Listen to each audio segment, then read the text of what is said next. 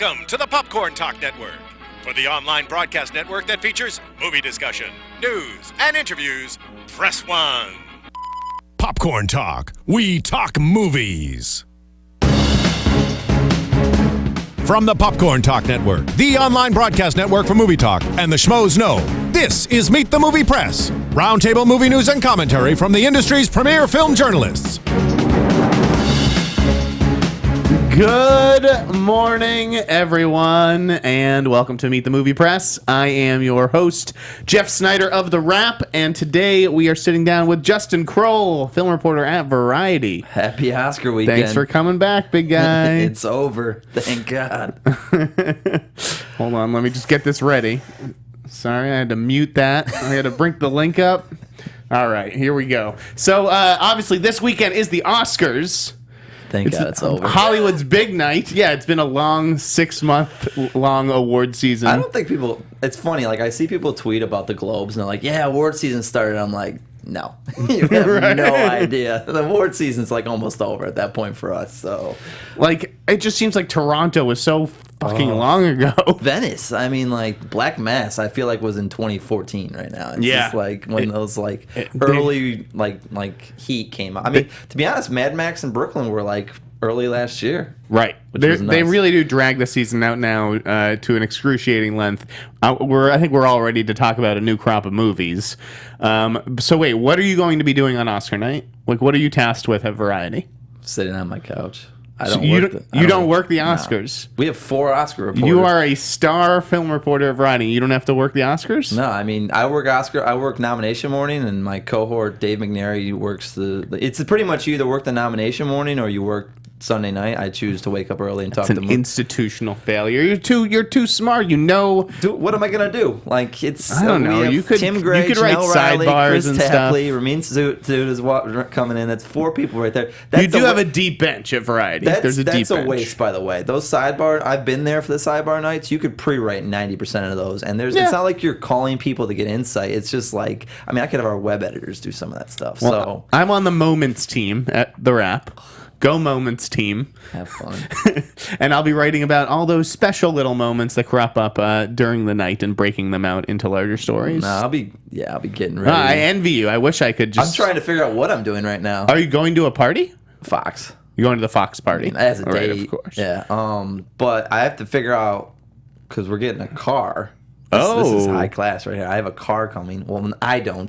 The studio is sending a car to someone to pick up my girlfriend, but which is nice. But I have to decide. I'll be getting that ride home, but I have to figure out if I'm going to get dropped off in Hollywood with some of my friends and chill there while waiting for the. Let me know if you guys need a chauffeur. I'll put on a little black hat. I'll pick you up in the middle of the night and drive you guys home. But yeah, I'm just so glad. So yeah, if I'm not doing anything. I did my party last. The Verve guys who rep Melissa DeVoe, who wrote Inside Out. Meg LaFauve. Meg LaFauve. I just messed that up. Sorry, Meg.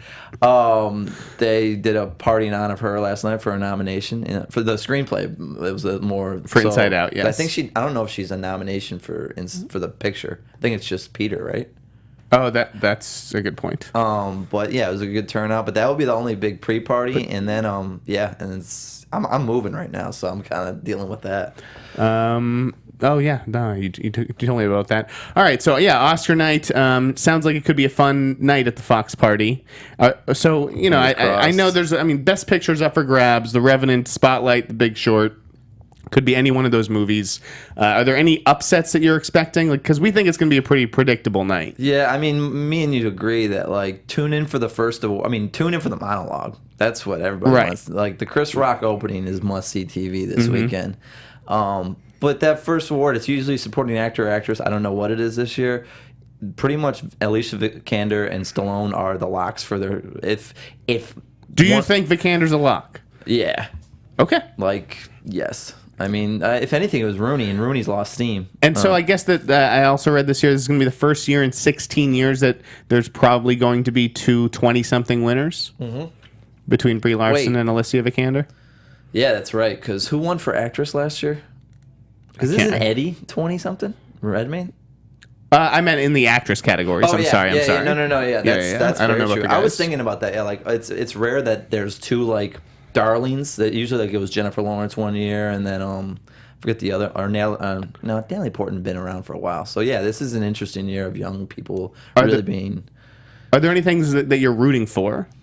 Leo, I mean, this year in general. Like, I enjoyed a lot of the films, but at the end of the day, this will be like a forgettable. Do you get that? No, absolutely. I don't think Leo had much competition. There's no this like year. that's the sad. I always miss those like heavy. I wish I'd been covering like the Pulp Fiction, Forrest Gump years, or like those, or even like the There Will Be Blood, No Country years, when like it just felt like, while there's no there's no runaway necessarily. There's no, all these aren't like going to be. I feel the Revenant's polarizing. I love that. I'm rooting for that, I guess. This is my favorite of the bunch. I'd love to see Inside Out win screenplay. It's still, but Stallone. It's cool that Rocky's getting in his shine. Leo. Brie was fantastic, but yeah, it's. Did you see that Oscar trivia? When was the last? 6 out of 15, by the way. You went 4. Oh, I did terrible. I was like half. I was so mad at some of my choice. Like some of them the New were York like Times quiz, the Oscar quiz. Yeah. But did you see this trivia where what was the last white American male to win Best Director? Do you know this? That's a good. Let's talk about this for a second, dude. It was the Coen brothers for No Country for Old Men. That's how fucking long ago. And we're talking about diversity all over the place. That's that category. I mean, like you could have the director could be 3 straight, Latino or Hispanic, like I feel that that's not being touched upon enough. Like that, like Chivo's gonna win 3 in a row or could win 3 in a row. Yeah, that's Crangley. Yeah, well, I don't know who. I'll be curious to see who is presenting Best Picture this year. Is it Sidney Poitier? We've heard maybe that rumor. Probably. I don't know. Wouldn't that be Will Smith's not doing it? I don't think. No, he won't be. He won't be there. It'll be. I think it's gonna be a good night, especially with Chris Rock emceeing the event and Best Picture. The new producers this year, so I'm curious to see what they do differently. Yeah, it's not the fucking Chicago producers who are into like musical numbers and stuff. It'll be like, and then Chris will hopefully it's not just a one-off at the beginning. Like he's doing it throughout. I want to see him throughout the night. Yeah, of course. All right. So let's move on. Do some news. There was a lot of it this week. Let's start with Tye Sheridan. Tye Sheridan has been cast as the lead in Steven Spielberg's Ready Player One. Following a worldwide search, he beat out thousands for the role. What do you think? I don't want to talk much about this. This was the one thing I lost that I was on for a while. But give us a little bit. I mean, what were they? Because I know Boris actually he had an interesting detail in there. He said that Tye had signed a holding deal at the beginning of the month. Yeah, I've known he's been like the top choice for 2 weeks now. Why didn't you report it? Because they were still seeing guys. Right. Like that's always when you hold back. Is like there were people that were still being seen up until like Tuesday, I guess. And I had a feeling it was going to be one of those situations where it was just like someone gets lucky and calls at the right time, or just it comes across them the right way. Like if I had made it was funny if I had made a phone call an hour earlier yesterday, I would have gotten the story or whenever it broke. Was it Wednesday? I don't remember. Whenever it was, but that's. These stories. So this was always a project that annoyed me. That was just like it's just. Spielberg movies are tough. Bridge of Spies wasn't that tough. BFG wasn't that tough. I honestly never understood why this one had to be so. I mean, I guess Warner Bros. Too like brings that out of people, but I like Tye a lot. By the way, I do like the choice. Yeah, let's talk about that. Let's talk about that real quick. So we both said Alex Sharp was in the mix, and you thought I'd heard he'd flubbed his audition. I didn't. I actually heard that the studio was just like, this is going to cost a lot. We honestly need to like see if there is like other like look at like more known names. Like I had heard he was, and I also heard it was like a lot of indecisiveness. Like people were just overthinking this. If you think about how this went on, they couldn't decide or whatever. Yeah. Like I thought once Olivia Cook got like brought up that they'd have someone a week later. I was like, this was going to come together real fast, and we'd have this movie up and running real soon. But at the end, like Tye's he's a good actor. He's fantastic. He's definitely one of the best young actors out there. I love him in Stanford Prison Experiment. So he'll have come May, like he'll probably have some clout. He'll have a higher profile. Yeah, like same with like Tom Holland. So I do understand it, but yeah, you're so spot on. Like this worldwide search, and they end up at one of the. I just love these worldwide searchers that always pan out with like a big star. You know, it's like if you're doing the worldwide search, you should be doing like Life of Pi style, open to an unknown, like with the young boy in Jungle exactly. Book. It was funny when we all kind of heard that was the choice. We all kind of laughed. Probably. I mean, I'm not around Boris or you and that, but you're like, seriously, we like it wasn't like it's like it was like an obvious choice. It was right underneath our noses the whole time. It was that kind of thing for me because I was not, to be honest, I was not on it at all. I probably would have if I had heard about that holding deal. I probably would have reported it. I mean, I had other reasonings why I had to held back, which it's part of the business is when you are well sourced. Sometimes it's like the double. Maybe sword. Tye was in the mix for Han Solo. No, he definitely was. Actually, that's one guy that's not in the mix for Han Solo.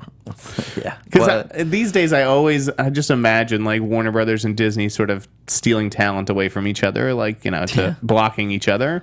I mean, it's kind of come to Warner Brothers has to now because Disney's like kind of they're on a roll and Warner Brothers is just trying to pick up the slack a little bit. So and maybe Marvel's paying more now they after the separation from they making all that. Well, we'll see. They still the Guardians that. I mean, did that come out this week? By the way? Did. Yeah, we were. That's on the list. We're going to talk about the Guardians casting. Well, let's just go right into Guardians now. Okay, so we got a few more names. They confirmed Kurt Russell. Yep. Told you, this guy. And who else was That's was the added? thing is that like, it was Chris Sullivan from the Nick, right? Yeah. Who was the girl? Oh. It was I forget. Like, see, look, you have to look it up. Like, that's how underwhelmed I was by.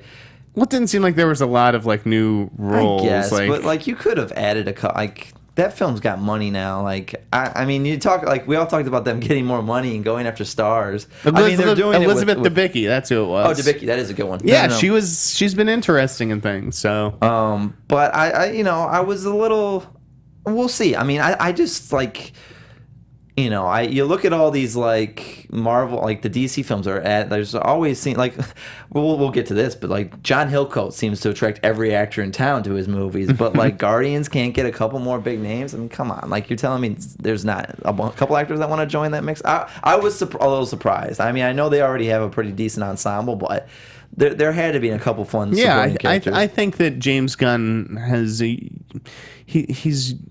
his casting is unique. Oh, taps. I mean, I don't think she was an obvious name, Elizabeth Debicki. He's spot on, and Kurt Russell, we all agree, is probably better than the McConaughey choice that was the original. No, he's perfect because he has a fatherly figure to him, more or less. Could people have really bought McConaughey as Chris Pratt's dad? I mean, that's the role that I'm assuming it is. I would have. Well, that's the thing did they call him the Thing in the release or something like that? They didn't call him anything. I don't think. I mean, we don't know what he is. So, and how Gunn went off about that whole leak. So we'll see what happens. But yeah, that's. But the movie's about his parentage, and it's like weird that the father is a huge. Yeah, like we need to know who the father. So it just makes sense. So yeah, I mean, unless his father's Chris Sullivan. Uh-oh, Justin's got some breaking news. Yeah, my dog's got a cone around her head. Everybody. She's all right. Happy. So that was Guardians. What else happened this week? Pacific Rim 2 got a director, Stephen DeKnight. Let's talk about this one. Let's talk about it. That's why I brought it up. I thought the fact that this film was only around was because of Del Toro. This was such a curveball when I was like driving home. By the way, it was like 6:30. I worked late. Oh, it was like later than that. Yeah, that's the there's been a couple of those late breaks lately that just annoy me. I was playing basketball with McNary. It was Tuesday night. He probably was breaking it too. Basketball's at 8. I don't have to leave work until like 7:15, so I was there a little late. And yeah, it broke. I was like, oh, I'm in a good position. But it's just like, really? Like, the only driving force I thought was him. So you're gonna I know that Steven's always like the Daredevil thing. He's a hot name right now, and he's the show. That show is fantastic. But the project, it felt like that film was only getting. I mean, it's like just barely got the 400 million because of the domestic or the international. It's China, numbers. Yeah. But like, I don't know. It's just.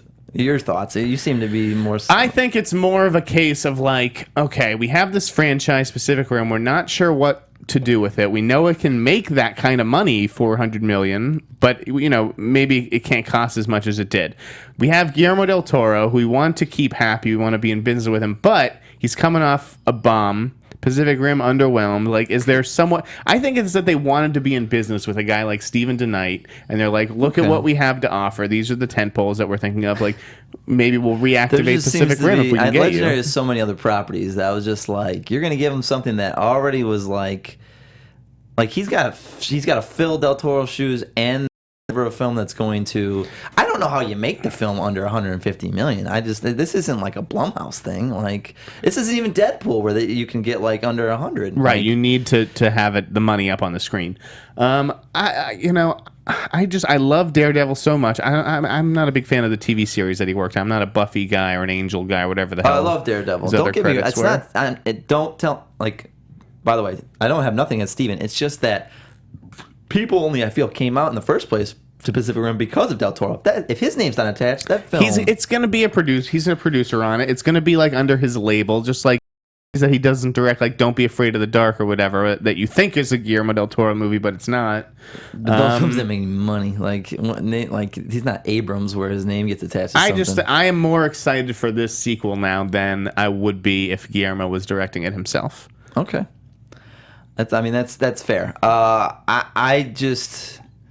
We've been talking for like the fact that they brought this back. It was just like you guys escaped. Like, just move on. Like, we don't need these types of sequels. I was not a fan of the first film and would love for that franchise to just go away. But congrats, if it's going to happen, yeah. I mean, I'm down with Steven Have DeKnight. you seen any of the Daredevils yet? Because I know there's people around the office. I haven't, which I'm pissed about. Netflix.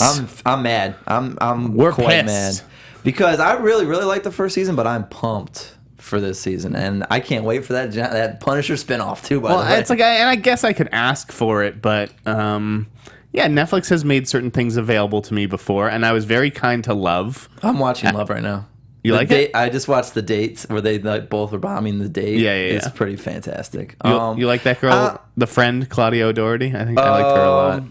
I don't really like any of the characters as much. There's fun stories, and the fact that it's set in like that Silver Lake Echo Park type area is funny. But it's pretty much girls in Los Angeles. As I like that, it has so much of that. Girls with Paul Rust as Lena Dunham. Exactly, like boys or loves. Well, either way, I am disappointed that we have not had the 4 episodes of Daredevil season 2 made. They gave out 7? Oh my god. I'm dying to see it. Moving on. We're so depressed about that. What else? Speaking of Daredevil, we saw a little bit more of Jon Bernthal as the Punisher in like these trailers that have come out. Yeah, now he's doing Baby Driver. And he's doing Baby Driver. But I want to talk about both things. I love Jon Bernthal. I think you love Jon Bernthal. You don't even watch Walking Dead. No, I don't need to watch Walking Dead to love Jon Bernthal. You should, because he's fantastic in that. He was also he had an interesting career because you saw The Pacific though, right? I never saw The Pacific. Oof. He's got like 2 episodes in that where he's really good. But yeah, I've always been a fan. Did you watch the Mobster TV show he was on TNT? No, I watched like the pilot. That's smart to do. Love it. Smart idea. But he's great in that, and every like Wolf of Wall Street, Fury. I've never not liked the Jon Bernthal. Yeah. I mean, Mirror on the Dying Girl. He's one of the standouts in that film. And Sicario. He always adds a little something. He looks badass as the Punisher. And I love this, like the way that it's Spacey's gang is shaping up in Baby Driver, right? We right? finally got the descriptions of everyone's characters. So it's Bernthal, John Hamm, Jamie Foxx, and then there's a female. They didn't really say, or this girl, I forget her name. Right, Elisa or whatever. Yeah. That's John Hamm's girlfriend or whatever. That's fucking badass. When you have Spacey and then your sub-villains are John Hamm and Jamie Foxx, like, what? Yeah, and Bernthal. Like, it's just... right, and Bernthal. Jesus Christ. Did they give Bernthal's description? I think they just give... I think he's part of the gang. Okay. Yeah. But that's great. And then I hope the Punisher turns into a spinoff because he's not getting leading roles. So maybe the Punisher is his, like... Do you want to see him as... I mean, when you're saying leading roles, do you want to see him as an action star? He could do it. Well, he's an accountant. He's the main villain, and I think he's going to be awesome in that, too. So I don't know. I mean, he's got such a broad range. I want to see him do a little comedy. I think he's got that in him too. I've seen like he was funny in Wolf of Wall Street. His like like him and Jonah were great together in some of those sequences. Yeah, I would like to see him in one of those like Apatow gang movies. Oh yeah, that'd be great. And Franco. Maybe Baby Driver has. I mean, Edgar's got some flair, like some of those like snarky one-offs there. Yeah. So maybe that would work. And speaking of young actors that we are big fans of, Mr. Michael B. Jordan is signing on to a Thomas Crown Affair remake of the remake. I don't know how many Thomas Crown Affairs this guy's having. As our good friend Mike Fleming would say, don't dress for that one just yet. Because as I looked into this thing is as far away from getting started as it could be. I mean, there's no writer, producer, or anything. This is practically like when Tom Cruise was attached to like Magnificent Seven. Like, from my understanding, it was like one meeting, he liked the idea, and now it's suddenly like, oh, this is gonna happen. Like, no, there's so many other things for that guy right now. This will not be his next thing. It's a cool idea. I like the last couple ones. They're smart. They're sexy. They could do something different. It does maybe team him up with who's Tessa. That'd be kind of a yeah. But how many? It's like how many? I did not particularly care for this announcement. It just seems lazy. Well, MGM is kind of in like we use our own. Like, right. They're in the library. They're in the library business, and like they're in business with Michael. So I kind of get it, but yeah, it was when I found out later that it makes sense, but it's like, yeah, to me, he's just much better than a Thomas Crown remake. It wasn't planned, by the way, but yeah, it's like not the one announcement you want when the guy's looking for his next role coming off Creed. Like, people just assume, that's his next one. Like, no, not exactly. But you're right. Maybe they could find something different. You made I think you tweeted that the director is important here. Like, if they got like, oh yeah, for sure, the right smart director to handle it could be fun. All right, Mary Poppins. Yeah, you scoop me on that one. Let's talk about this real fast because you were bitching and moaning. When did you ask about it? No. I asked about it like 10 minutes before you went with it. Fuck off. I called the night before. Right, so you had me a day early. I called and I felt like I had it, and they're like, oh, I think your buddy is on this too, and I was like, well, I'll do an even break if you can. Well, to be fair, they just gave you the heads up, but they weren't involved at all. So to go after the person I know you have to win at, they were like, it was like not them, it was the publicist, and then the publicist was even out of the loop. The publicist was out of the loop, and he's my friend from NYU, actually. Charlie's your friend. Charlie and I never dealt with him. Charlie and I were hung out with the same group of people in college. He's so weird to think that he grew up into this big time publicist now. I mean, he still's like. Those sex people I like Brooks is fantastic, and Natalie's people are always good, but he seemed a little like green. Well, he's not used to this. No, like, I've never called Charlie for something like this. Yeah. He reps theater people, but Lin-Manuel Miranda obviously blowing up with Hamilton. Yeah. And so what can you tell us about the role? Because you had a little bit more information than I did too. Okay, let me just break down the whole situation. Break it down, Kroll. This is why. So I got called out for the whole Emily Blunt. Oh, like 6 months, people have been blah blah blah. I could not have like there was some Den of Geek, by the way, was like calling me out. I'm like, I had to explain to them again. Right. There's a difference between an offer, which by the way, she didn't have a formal offer until the beginning of January. So this whole there's a difference between the choice, like Disney wants her, and an offer is out. Right. And our own Linda G was tracking the want part of it for a long time. Yeah, I mean, it's obvious. She's the most likable British actress out there and one of the most iconic British actress roles of all time, British characters of all time. So late last week or early last week, I heard like things are picking up. Like, she's now in talks. Things are moving. Like, they're engaging.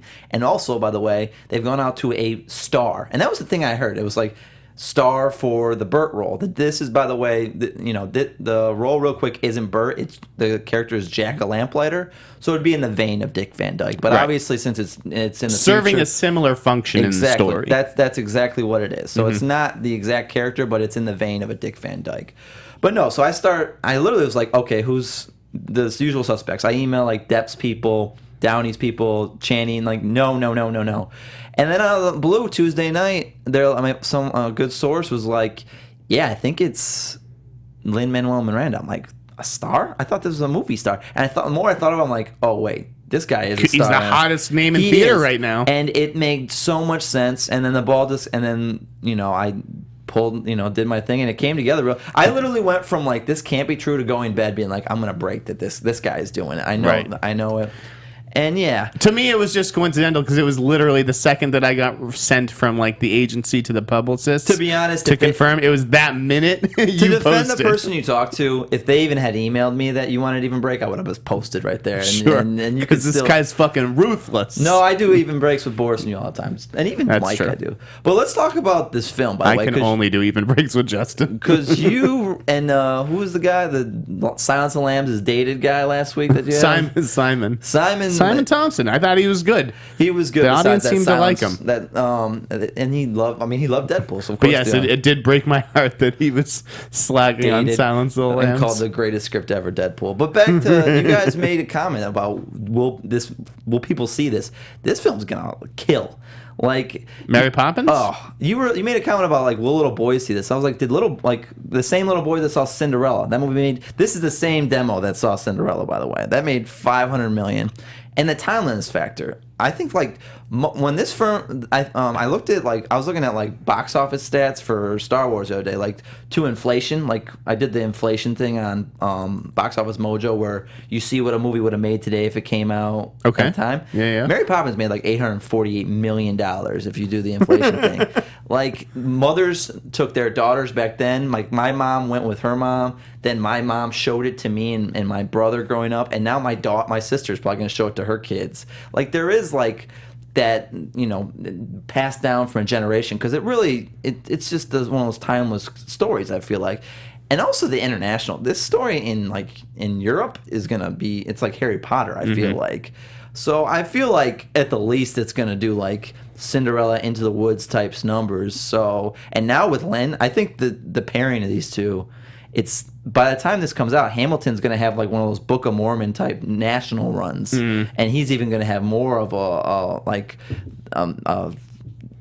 star power feel to it. And in my mind, it's also great. Like Dwayne Johnson was like pumped about this whole thing. Yeah, you and Dwayne talk all the time now on Twitter. Yeah, well, he tell you not as much as the WAG. Yeah, seriously, she's got her own fucking hashtag. I got JK. That's all I got. So whatever. But I honestly feel like this is going down the right path. And props to Disney. Like this was something people were very, very. This is still a sensitive property, and people wanted to handle the right way, and I feel they are doing it. They're also not, and while Emily seems like the obvious choice, Lynn isn't necessarily the obvious choice. So yeah, no, it was definitely an interesting piece of casting. And then there was a lot more happening at Disney this week. They got a couple directors on some high-profile projects. They got Ava DuVernay on A Wrinkle in Time. Like that a lot. I can't even remember that book. I do remember. Did you? It. Read it in school. It's a good book. It's a tough adaptation, I will say this.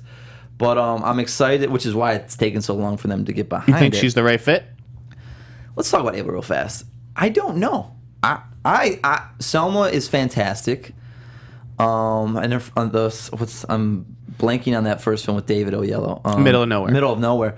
Another really good film. But those were like passion films. Were smaller films that she was very passionate about. Right, it's a big jump. Intelligent Life and Wrinkle of Time are just films she's offered. Like I don't know. Like these are high profile, a lot of money. They're directed for hire assignment. She's done 2 movies. Like we will see where she ranks, because there are times where these directors who stand out in 1 or 2 films get these properties, and it's just not a good fit for them. So we'll see. Like, I have no idea what's a good fit. Like, when people are talking about her for Marvel and getting all excited, I'm like, why? None of those films were, like, high-action films. A Wrinkle in Time is a beloved book, though, obviously. I think A Wrinkle is I like that more than even Intelligent Life. I don't know why, but I just feel like there's something about Intelligent Life that needs, like, kind of like a director that's, like, a Spielberg almost, or something like that. Excuse me. It's okay. So I see. I'm excited for it. I like that book. Do you know which one's going for, first? No, that's the thing. Is like one has an actress, and then one feels like it has more of a script. So I don't know which one's going first. It's like the situation with Chris McQuarrie. He's got like The Gray Man and Mission. I feel like Mission's going, and like The Gray Man's is gonna wait for Chris, or they just find a new person. But like this may be one of those situations where she only gets to do one because DreamWorks wants Intelligent Life made like now. That's a high priority over there, and Sure. they're not going to wait. And I think Disney wants Wrinkle in Time made. Like I don't know why necessarily, but they feel like those are ready and they don't want. Well, Intelligent Life I can see being important to DreamWorks because the movies that they're making are a little bit smaller and quieter. Like we got a trailer this week for Michael Fassbender's Life Between Oceans. What'd you think? I thought. I think it's hard to judge that movie by a trailer. I'm a big Derek Cianfrance fan though, so I'm there. And then Thank You for Your Service. So Intelligent Life is a little bit more commercial. Totally. I think. Yeah, and they need those, and you also want to make it while like Lupita's got fire, like it's like a Right, Colin Trevorrow Trevorrow and script Derek and Connolly. Connolly script. So you want to hit that while the fire's hot. So All right, well, we'll see what's next for Miss Duvernay. Obviously, we wish her the best of luck. The best. And then over at Disney again, James Mangold coming on to direct Captain Nemo, which is an origin story about the protagonist of 20,000 Leagues Under the Sea, and it is apparently not the same project that Fincher was developing at Disney. I guess because there's that. I don't know. I thought that was I don't know because I think the Fincher one was just a straight 20,000 Leagues Right. adaptation because when we were back in our days of working together, we reported that Brad Pitt had the offer. For Ned Land, But right? it was Ned Land. Right. Ned Land would not be in this film. So I think it is different. But my thing is Maybe Brian Ned Sing- Land will be in the movie. Maybe he'll be at the very end, like he meets Ned Land in the last scene. Oh, and it's like a connection. That would make sense. that would be But cool. Hire me to write it. my problem with it is that Bryan Singer's got his movie going right now, and it's like, do we need two of these at the same time? Like, Yeah.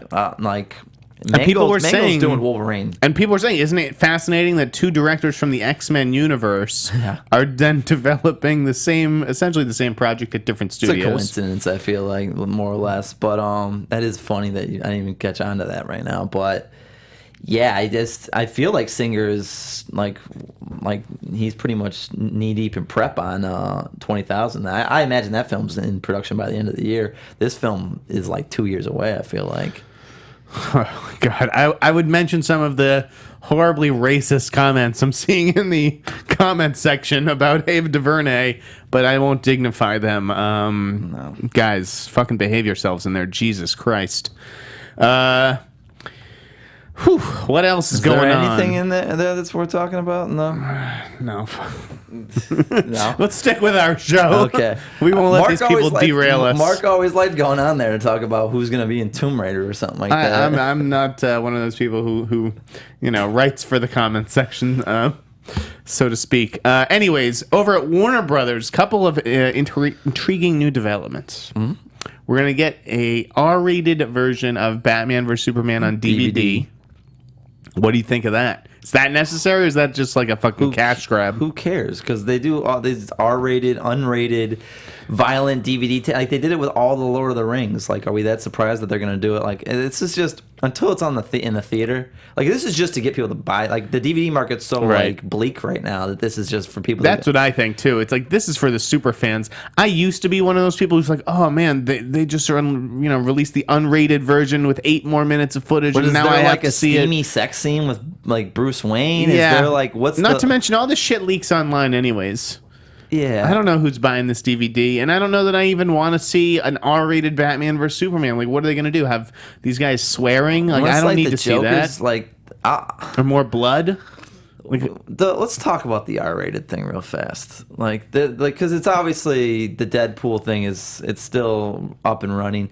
I mean, I'm glad. Like, what I've said from what this Deadpool does now is it just makes people want to do not be afraid of the R rating. Like, I thought like we were at a bleak time when Live Free and Die Hard went PG-13. I was like, oh no, that's just wrong. And like I think there was an Alien vs Predator movie that was PG-13, and that was like in the heyday of like people just being afraid of that rating. Right. If anything, this film makes sure those films that have always been rated R stay that way.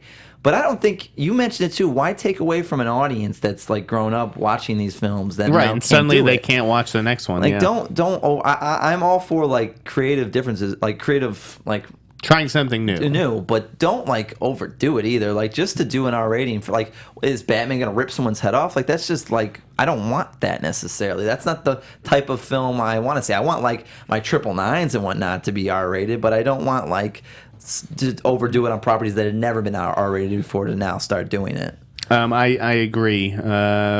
And we're going to talk about 999 later in the show. All right, so Batman R-rated DVD, and then Justice League gets a start date, which you and Boris both had in your Amber Heard stories. It's going to start in April. We said that. I did not understand that stuff. Like, it seemed like, was that like, what do you think it was like kind of like a counter to the McWeenie thing? Like, hey, I just think that the McWeenie thing got a lot of people talking and made them nervous for no real I hear reason. Batman. By the way, guys, I've heard it's great. I really have. He's heard it's great.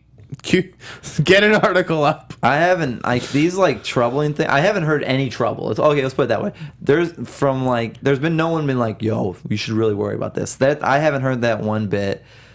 So, but yeah. So you think everything is just right on course as far as Justice League is concerned? It's just, I mean, I hate to say it, but clicks sell, and that and something negative about a big property sells.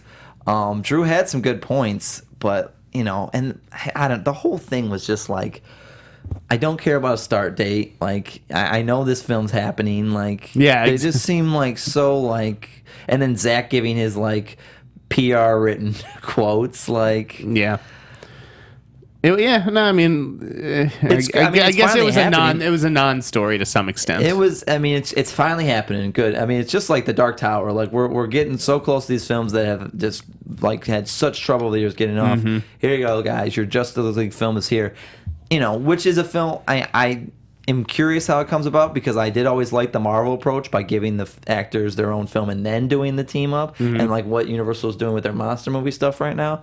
But there's a lot of I mean, listen, there's a lot of people that are involved that know what they're doing. So I'm not worried by any means, but good for Warner's and getting this finally off the ground. One thing I will say about that EW hit fix beef. I just couldn't believe how many people like jumped down Drew's throat and like attacked him online. The vitriol out there on Twitter is just not cool, guys. You got to rein that shit in. This is why people like give you so much crap. It's just like, chill out. You're like hockey hardos, or like these like sports fan bases that just can't get a grip on, like Bama fans. Like, chill. Like Umberto had a great quote or tweet, like, if we had a celebrity death match between Star Wars fans or DC fans, Star Wars fans, and Marvel fans, who comes out winning? Like, it's literally where it's at right now. Like, chill out. Yeah, people are very aggressive about their fandoms. But again, that's what happens with the invention of the comment section and Twitter. Is people? I mean, who knows? Maybe back in the 70s and 80s, you would have had this if people were able to write in a newspaper. And it really does feel. It's like the new sports fandom.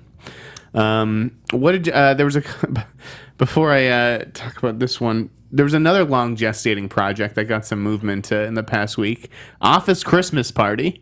Ugh, so mad about that one. I think that's a great premise. Oh, it's fantastic. I'm mad again that I was like, you lost all over those castings, and like, yeah, there's a person involved with one of those actors that me and Jeff have the utmost dislike we'll have to for. Think about this now. You tell me after the show. You can think about it real quick once you think about the two stars of that. Figure out who is the okay. But I think it's a great idea. I love that cast. You laughed, so you know what I'm talking about. I want some. Where's the ethnicity? Where's the diversity? Oh God, here we go again. Come on. I just want the actors that like. I mean, maybe Hannibal Buress wasn't ready, man. Like, I just want actors that work together. I want to enjoy something. It was a good ensemble, but I'm just like, what? Are there no black people in this office? Maybe there is. It's like, I mean, they're not. The office isn't 5 people big. Like, there'll be more. Like, maybe they cast someone that like, who's the guy from Fresh Off the Boat? Ken Jeong? No, not Ken Jeong. What? That guy, the guy who was in the interview. Randall Park. Excuse me. Maybe he gets cast and he steals the movie, or like they cast like not who's the guy in Neighbors that wasn't Hannibal Buress? It was the Gerard Carmichael. Yeah, he gets cast and steals it. Like, it's like just thinking of him in that movie makes me laugh. I don't think David Oyelowo would be great in the Jason Bateman role. I don't know why. Just he hasn't shown me yet that he can deliver that kind of comedy goods. But I think the concept, the fact that it hasn't been done before, is like, you just think of that scene in Scrooge, and it's coming out this year. Oh yeah, They did. They're gonna get that movie made real quick. But remember that scene in Scrooged in that holiday office party where the girls like copying her butt and whatnot? It just like times that Just by blow 20. that up, yeah. And then this week we also saw Finn Jones cast as Iron Fist. I don't watch Game of Thrones. I'm not familiar with this kid. What do you think?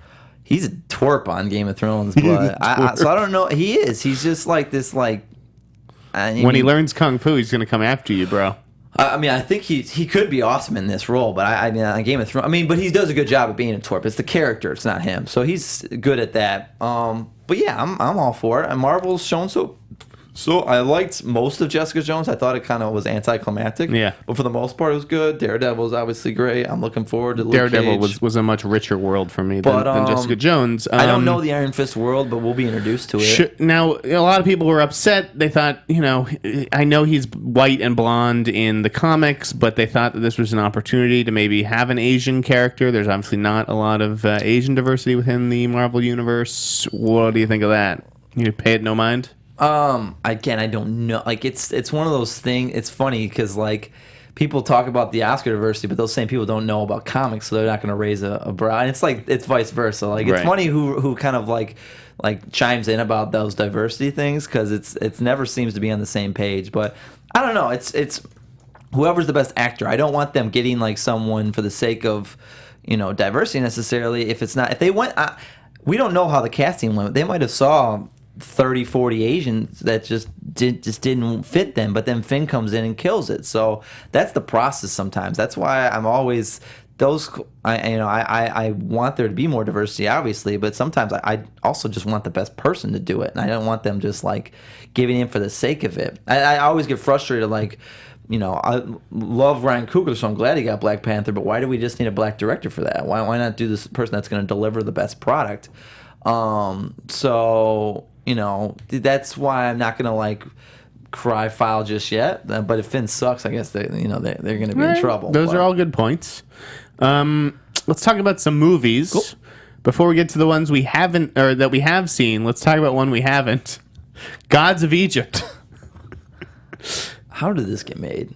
The reviews, the Variety review was hilarious. I'm pretty sure the THR review was all equally hilarious. Critics, our friends. They relish the opportunity to shit on these kinds of movies. It's just almost as fun as writing a great review. They almost line up like, oh, I know this one's gonna, and then they are like disappointed when they're like, oh, it actually was. Andrew good. Barker writes great reviews like that, great negative reviews. I have no plans to see this. Are you going to see it? Is it a rental for you? Is it just a total ignore? Yeah, it looks pretty crappy, and it's such a shame because it's Proyas. What happened to him? Oh man! Meanwhile, first of all, his last movie was Knowing, which I think of as a bomb in my head. That movie did so much business. I looked it up yesterday. It's funny how some of these things like you are shocked by. I looked up We Bought a Zoo the other day, and people bombed on that. That film made like $88 million. That movie would cost like 20 to make. It is surprising sometimes. I think Proyas should get like in like the TV business, right? Like go like develop a show or something like that, and a Netflix series or something, because God, to go from Dark City, which was one of my favorite, and iRobot too. iRobot's not bad. Obviously, The Crow's one of my favorite movies.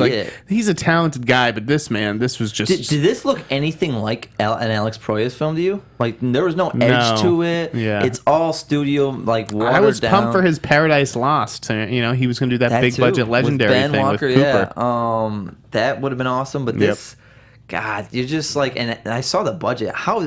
That's $140 million on the screen? Yes. That's shocking to me. That looks like terrible. It's $40 million. But it's like, I wonder how well, I guess it's not going to do well at all, but I don't know. Why are the people who saw Clash of the Titans and Wrath of the Titans, why are they not seeing this one? Is it really just the stars? Yeah, it doesn't because it looks like the same. It looks like it could be part of that franchise. It looks cheap though, but yeah, the stars like Hades, like Ray Fiennes as Hades and Liam Neeson as Zeus is so much more appealing than and they're not even the real Nikolai gods. Coster-Waldau. By the way, Nikolai Coster-Waldau is a fantastic actor. He's one of the best actors on Thrones. So sad that he hasn't found just that right role to leap into. He was felt like he could have been the one that leached on, and it's almost sometimes just the role that's better than the films you're getting. But God, there's There's a lot of talent. I mean, by the way, Gerard Butler is just like, who cares? I got London Fallen next week, so I'll be just fine, guys. But the rest of these guys, I'm looking forward to London as Fallen. I am too. Strangely, I am too. I liked Olympus. You know what? Just cast Nikolai as the boxer opposite Michael B. Jordan in Creed 2. I can see that. He's the new cool. Dolph Lundgren. Dude, he's a big dude and whatnot. So yeah, let's do it. But yeah. Just all right, God's Egypt. Fuck it. Did you see Eddie the Eagle? I did. I want to see it though. That and The Witch are like two films, or that. You haven't seen The Witch either. Okay. I saw. I'm with the move lately. It's just been too busy. But I'll be seeing. Those are the two I'm going to see to pay to see. If you need a hand, you can count on me, buddy. As long as there's pizza. Well, I'm seeing Night of Cups on Monday, so yippee. Are you really? I'm skipping Night of Cups, by the way. Fast. I loved Eddie the Eagle. I definitely recommend all of you see it this weekend. You can take your kids to it if you're a parent. Yeah, I mean, I wrote an article today about Hugh Jackman's cigarette smoking. Oh, yeah. Which I don't think Fox was happy about, but it did stand out to me. It was just like, oh, here's this great movie, and I wish Hugh Jackman wasn't like... I mean, forget the drinking, though. It was because Hollywood has come together in the past 10 years to keep smoking off the screen in youth-rated movies. Now, this one is set in the 80s, so it's not a contemporary story. And it was made overseas. This is not a Fox production. It's a Matthew Vaughn production that Fox picked up. Interesting. I forgot about that. So yeah, it's made. It's obviously different in Europe, but I was just surprised. It's not that I was like, oh, I don't like this movie because he's smoking in it. It's just you definitely notice it because he's smoking the whole movie. It's weird. Go see it. But it was terrific. I'm gonna go see it, and then I'm. And then there was a movie that we did both see that hits theaters today called 999. Justin loved it. He loved it. Really, really liked it. I love it for the crap I have seen. Like it's like this in 13 hours, folks. I have not been happy with Deadpool. Was I've made my peace on that. Loved Reynolds, loved the script, but I thought it was boring because it's like 2 action sequences and it's the worst revenge tale ever. The guy gets cured from cancer and wants to go find the guy who made him ugly. Like it's like that to me is just like how people are like jumping over this. And other thing, Deadpool's not a superhero because he saves not one single person outside of his like random girlfriend. But yes, I like 999 because based on all the crap I had been seeing lately, outside of like Oscar screenings I've been kind of catching up on. It did everything I wanted. There's only so much. I know you'll have your opinions in a minute, but there's only so much you can do with a corrupt cop bank heist movie these days. It was but the things that really hit me were for John Hillcoat. I've always felt he's had story structure problems. I felt this film like they were corrupt cops that had one more job to do because of their ties to the Russian mob. They had this idea of how to like do this heist, and the end result I felt like satisfied me. I thought everyone was cast well. I'm amazed the people that keep going to Hillcoat, like Teresa Palmer, like Michael K. Williams is fantastic, and like a transgender like whorehouse. That was a good cameo. Woody Harrelson's fantastic, and you'll have your thing about the characters in a second, but yeah. The bleakness I enjoyed a lot. The set piece, it was entertaining. There were some really good action set pieces. Yeah, and the like whole 999 setup. Like there's a view of like where the cop cars are. Like there's like cop cars going to one scene and cop cars going to another, and it's really cool because it's like the whole concept of this plot, the heist plot. So yeah, I was quite happy, and there's the tension in another great elevator scene, folks, where I was on the edge of my seat. But yeah, you go ahead. Yeah, on the whole, I was a little underwhelmed. I had very high expectations. I thought the movie looked terrific. I didn't quite think it came together for me. The characters were a little lacking. I felt like I didn't know enough about each of them and what motivated them to do these heists and that kind of stuff. Here's the thing with characters is like if you want those type of character developments, go watch a TV show sometimes because it's just like they only have so like this isn't. I didn't want a 3-hour Heat. I was fine with a 2-hour 999. That's my question is like I get you would want like 10 more minutes of why Clifton Collins is such a sociopath and why this and that. But I mean, Aaron Paul, you kind of know why he goes down the rabbit hole. But it's like he just is another Aaron Paul junkie role. But no, sometimes, but he plays it so well. You can't. Well, sure, but sometimes an addict's just an addict. Like Woody is just a degenerate cop. Casey's like a strangely passive character to me. He's a war hero that doesn't know how to reestablish himself into the new world. I could defend his character, but at the same time, listen, it's not going to win any Oscars. It came out in February. Like there's some I keep my expectations to when these films come out. I'm telling you though, I really think, and someone's going to write this article soon. It may even be me. I don't know.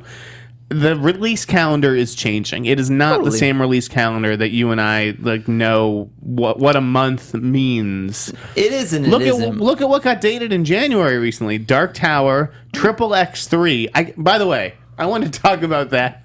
That film's good. My tweet. It's so interesting to me what gets picked up on Twitter and what doesn't. Mm-hmm. And this week I got 200 retweets on a fucking January release date for XXX3. People are super pumped about this movie. Is it the Bollywood actress that is driving the interest? I feel like I got a lot of her fans. No, because that Andre, there was this low end casting I did that did huge numbers for us online. I don't know, and I don't know There's something as Vin Diesel's fans. Well, I mean, they're the XXX. The original did well. It got a sequel. I think it did 100 million. It wasn't a bomb. Maybe now that this is all back together, people are interested. I just don't equate it as a big franchise in my head. No. Yeah, but let's back to the release schedule. I'm sorry, but over the last month, I've just seen some films that are just made for this time of year. Valentine's Day, MLK weekend, you're gonna get you're gonna get bigger films. That's when Dark Tower, I think, is coming out and whatnot.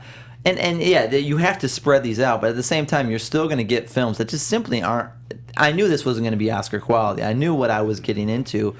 But you had fun with it anyways. I appreciated it. I walked out of there. Kate Winslet, her last line about the prisoners and dogs was just as evil as you get. I felt like I liked. Listen, I liked the movie. I just didn't think it fulfilled its potential given that cast and everything. People were going, "How's Gal Gadot?" They want to know how Gal Gadot is. Hot. Yeah, it was that's literally it. She has 2 minutes of screen time. But that's the purpose. Is she's the reason to keep her invested. Chiwetel is the one guy that's not a cop. He's a special forces dude, and the whole reason this whole gang is tied up with the mob is his child is.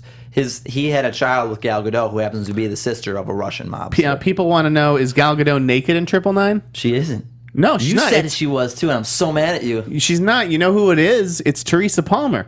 Yeah, with a butt shot. Yeah, there's a butt shot, and you see it in the trailer. Right, so but it's I felt like that trailer they edited to make it look like it's Gal Gadot. There's a fun person dancing on a trash stand that it's a little too much. So someone here said, 999 looks like a fun Redbox night. It is fun. It's kind of funny too, by the way. There's some great Woody Harrelson lines where I was laughing out loud. Was it Conor McGregor? Is that who you did the XXX thing for? No. D'Angelo, a direct he had a Klitschko Oh yeah, name. Yeah, I know. He sounds like a Klitschko brother. Whatever. Anyways, did you see anything else recently? No, the one. I mean, counting down to 10 Cloverfield Lane. I'm going to ask today. We're both pumped for that. Yeah, I want to check in with Paramount. Are you gonna? Okay, Grimsby. Those reviews came out. Let's talk about that a little bit. So listen, I am going to go see it next week. I'm going to see it. I know it's your birthday next week. I'll be at the vet. Part of me doesn't want to see it. I don't think it looks good, and part of me is offended by what it sounds like is an abundance of HIV and AIDS jokes. Bad timing. So that's really unfortunate, but I'm going to give the movie a chance. Like Bruno? Borat was on recently. Borat was good, and no, I didn't love Bruno, and I hated The Dictator. Hated. Yeah, maybe his dude. He just doesn't really do it for me. Even Ali G never really did. So there's two things that I have seen that have been amazing, and then I know we got to wrap it up and get you to work. The OJ documentary. I want to see it. I begged for the first 3 hours. I've seen the first 3 hours. How long is it again? 10 hours? It's 7.5 hours. I'll put it this way. The last word of the second episode, so the 3-hour mark of this documentary, the last word is killed. And that's the first time they even discuss that there's been a murder. So the first 3 hours are just about OJ. There's no trial, no murder, no nothing. Oh. And it's incredible. And it's a great companion to the TV show, which I assume you're watching. Oh yeah, that's awesome. It's fucking great. If you're not watching American Crime Story, The People vs. O.J. Simpson, definitely check it out. The other thing that I saw, and I can't wait to for you to see it so we can discuss it, is The Invitation. Oh, you saw it. Oh my God. I've been talking about it with all my coworkers this week because it's been going around the office, so to speak. Karen Kusama, director of Jennifer's Body, Eon Flux, she's been in Director's Jail. She comes back. She does this very cheap, low-budget movie about a dinner party, Gone Wrong, starring Logan Marshall Green, who looks just like Tom Hardy. It's incredible. Check it, get a link so that we can discuss soon. Okay. I'm glad. Also, American Crime. Please binge that now.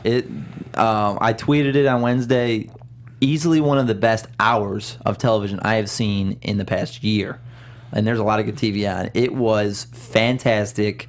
It's the anthology, so it's like 7 It's like binging a Netflix show right now. You don't have to watch contained season. Yeah. Mm-hmm. And have you been watching Vinyl? Yeah, I'm with you. I like it. I've seen the first 5. Yeah, me too.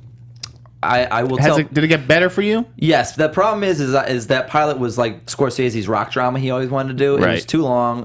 The violence it's Scorsese, so it didn't bug me. I know you brought that up. That will bug some people. It didn't bug me. I was just shocked. I was like, whoa. Straight out of Irreversible. But no, I kind of always fantastic. Olivia Wilde gets a lot better. She's just she does. Yeah, the guy who plays his ex, Lester is the name of the show. I forget what his the black guy. Okay, Atto Asando. Jack. I think it's Jack Jagger, right?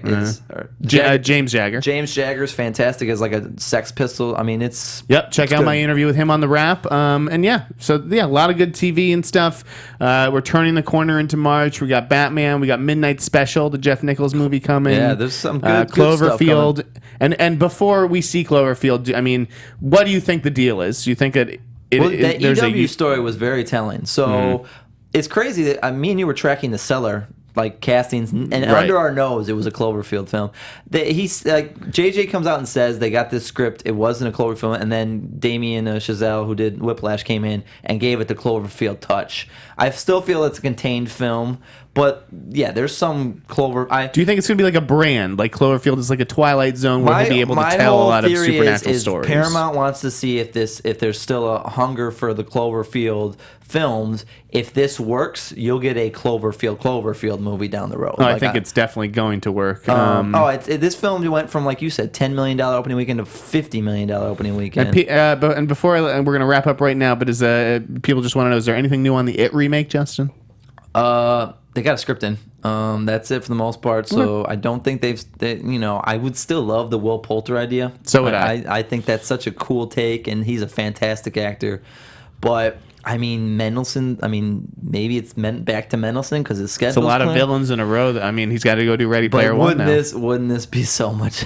It would be fantastic. We're all hoping that gets off the ground. But that's a summer shoot, is what I know. So there'll be news on it soon. Yeah, that's going to be it for Meet the Movie Press. Thanks for coming, Justin. Dude, move your office. This downtown Burbank thing. Where can we find you? I'm at Variety.com. We just added photos, actually, so you can see my pretty face next to my byline now. Nice. Compliments of Stu Oldham. He hooked that up. Okay. And I'm on Kroll Twitter? J Var, at Kroll J Var on Twitter. Great. I'm at the Sneider. Find my shit on thewrap.com. Happy Oscar weekend. Enjoy the show, folks. Go Chris Rock. Go Leo. From producers Maria Menounos, Kevin Undergaro, Phil Svitek, and the entire Popcorn Talk Network, we would like to thank you for tuning in. For questions or comments, be sure to visit popcorntalk.com. I'm Sir Richard Wentworth, and this has been a presentation of the Popcorn Talk Network. The views expressed herein are those of the hosts only and do not necessarily reflect the views of the Popcorn Talk Network or its owners or principals.